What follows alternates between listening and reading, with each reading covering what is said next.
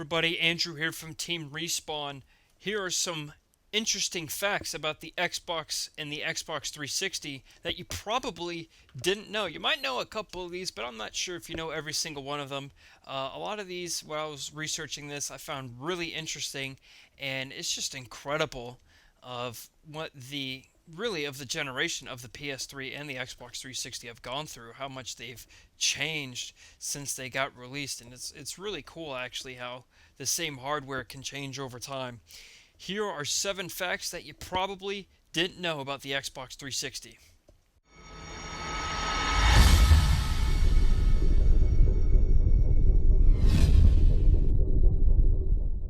Alright, so the first fact is when the Xbox was originally being developed, it really wasn't intended to be called just the Xbox. It was supposed to be called the Direct Xbox.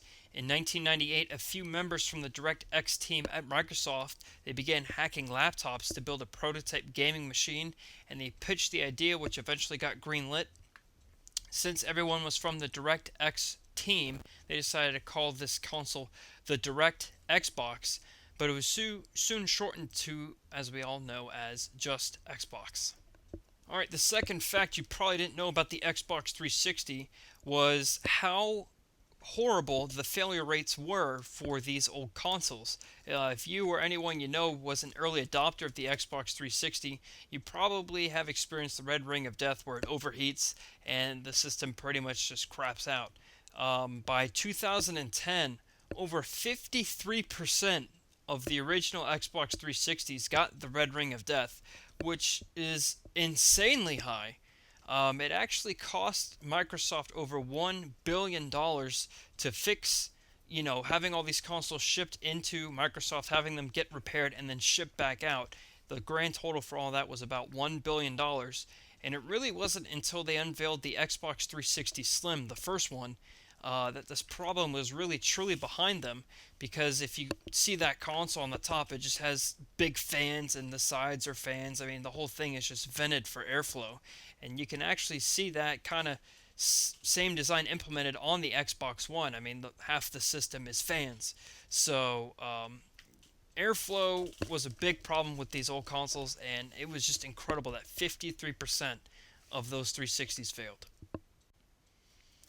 You probably knew this fact coming up, but I just thought it was really interesting on how many accessories, official or third party, that they had on the 360 to really enhance the experience, air quotes. I mean, some of the more popular ones were that you could do to enhance your gaming experience where they had a chat keyboard that you could plug into your controller, and you could also plug your headset on the edge of that controller, so it just made your controller freaking huge. It was really a pain, and it made it heavier. They had a media remote to connect really kind of to your PC or to use to play DVDs or whatever. They had the official racing wheel, which I kind of never really understood, but that's just me. They had the Xbox Live camera. This isn't the Kinect. This is kind of like this webcam thing that they had before Kinect that you could kind of do video chats and send pictures to people, and you could change your gamer picture to something that you took with your camera, and the quality really sucked, to be honest with you. There was that horrible failure of the HD DVD player. You would plug this into the back of your 360, and it was an extra disc drive that you would kind of set on top, and it would play HD DVDs, which was being pushed by Toshiba, really. Whereas Sony had the Blu-ray, and we all know how that turned out because now the Xbox One has a Blu-ray player in it. There were a crap load of official USB thumb drives. These really started popping up more when you started getting to the 4 gig Xbox Slims or even the arcades that didn't even come with a hard drive. You had the memory cards for the old fat 360s. I mean, almost every hard drive data capacity you could think of. There were the faceplates for the fat 360s, and we're even now where you have a controller with a transforming D-pad. I mean, it's really absurd on how many accessories that there is for the 360. The next fact about the Xbox 360 that I found pretty interesting was the 360 was the first gaming console to feature Netflix streaming. And I remember some people were really confused on why a video service was on a gaming console. At the time, it didn't really make sense. I mean, Netflix wasn't huge as it is now, and it kind of made no sense. But I mean, that's kind of funny because as time progressed, more and more applications became released for the platform. And really, the dashboard was completely redesigned twice to accommodate all these applications. I mean, the original 360 dashboard did not have any support for third-party applications. And if you go on the 360 dashboard now, there's a whole section and a whole part of the store dedicated to just applications, everything from Facebook to YouTube to Netflix to Twitter to really anything. There's an application from most of the major tech companies that's on the 360. And I mean, who would have known at the time this gaming machine would turn into this really multimedia entertainment thing?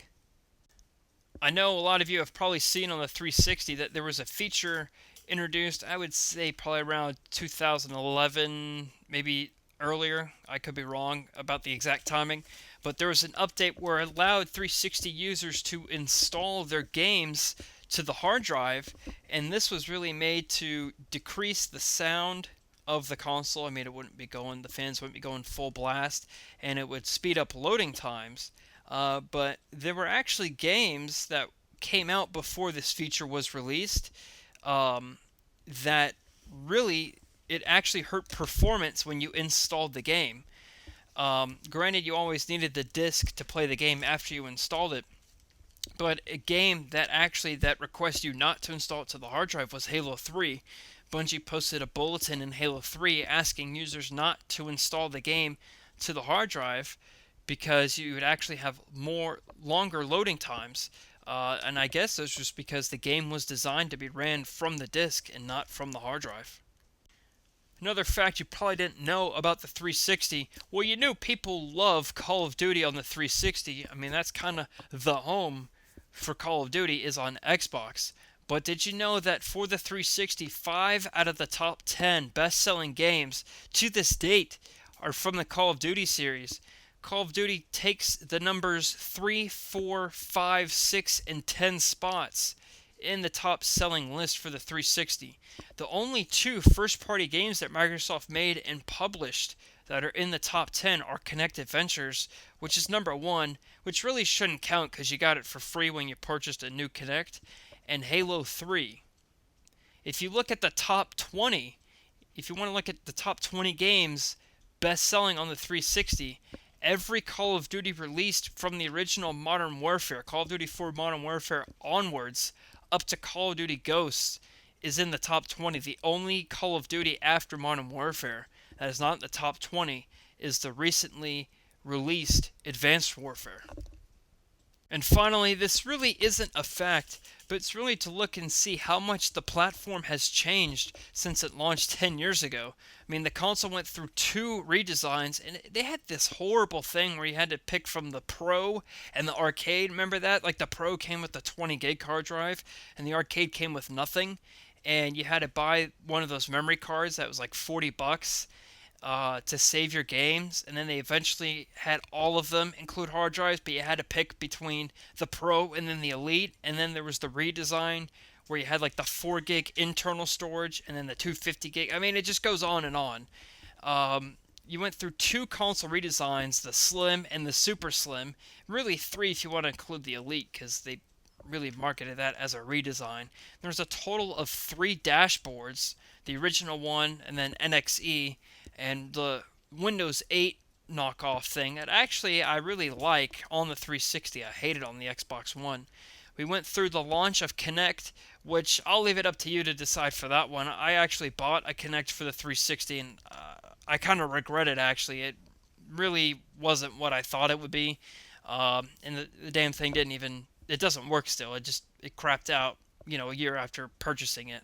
There was the launch and the failure of HD DVD, how hard it was pushed and then how quickly it was just dropped. You had to go through seeing all the games requiring to be installed, like most AAA games released for the 360 today require to be installed on the hard drive, like example GTA 5 or Forza 4 or whatever.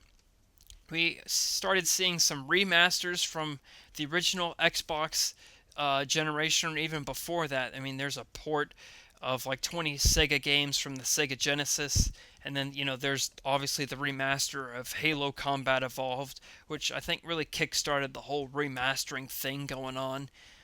We saw DLC becoming really normal when when the 360 launched and you said, there's going to be 4 expansion packs for this game by DLC, people would think you'd be insane. But now there's things like season passes and pre-ordering DLC and all this. We even saw many numbered iterations from even first and third party series. I mean, think of how many Assassin's Creeds have been released for the 360. I mean, there's Assassin's Creed, Halo, Gears of War, Fable, Forza, Call of Duty, Battlefield, GTA, Batman. I mean, there's a lot more series, and you don't see so many numbered iterations in one generation, except for this generation. I mean, you saw 4 Gears of War games in this generation, 1, 2, 3, and Judgment, and God knows how many Assassin's Creeds there are. I'm not even going to attempt to count those. Um, I mean, for the PS2 or generations before that, you saw maybe 1 or 2 iterations in the same series, and it's really incredible. I mean, this system was on a hell of a ride. We're obviously at the back end of it. I can really, me, myself, I could only see the 360 being supported to the end of 2016, or maybe even the middle of 2016, because by then the Xbox One would have been out for 3 years, and it's really time to take this horse around back and blow its brains out. But anyway, I can't wait to see how much the Xbox One and the PS4 will change. 7 years from now, or 8 years from now, when we're at 10 years into that generation. So it's really interesting. Anyway, those are my 7 facts or interesting things you probably didn't know about the Xbox 360. If I screwed up on something or you have something that I probably didn't know, feel free to post a comment. I'm really interested in seeing what you know that I don't and learning more about this awesome system.